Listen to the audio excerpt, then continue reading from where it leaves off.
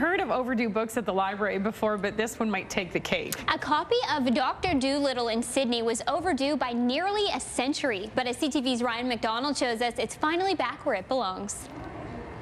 When public libraries lend out books, let's face it, they can often count on some of them not being returned on time. But this one was out a little longer than most. I've never seen a book that's 82 years overdue. It all started when well-known Cape Breton entertainer Jordan Musician was renovating his Sydney home, which is about 100 years old. We were putting a fan in our bathroom, so we had to cut a hole through our roof. And while we were up in the attic, we found a bunch of old books, really. But this copy of The Adventures of Dr. Dolittle stood out because inside was an additional piece of history, one that appears to show the book had been borrowed from the Sydney Public Library by a little girl sometime around the end of the Great Depression.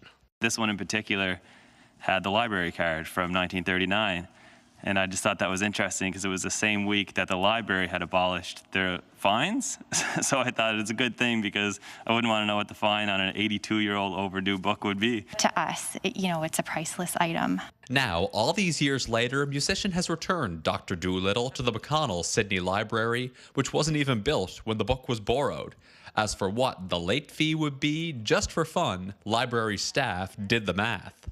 Assuming a charge of 15 cents a day, if we had charged a late fee, it would have amounted to about $3,000. In a way, it's only proper that no one was ever made to pay up, because there's an ironic twist to the story.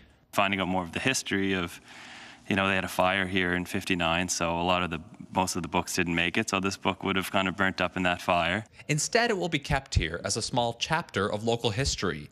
And library staff are looking to track down someone who knew the little girl who signed it out so long ago. So we're hoping to hear from maybe a family member or relative of the original borrower, and then we'd be happy to chat with them about what the next steps are.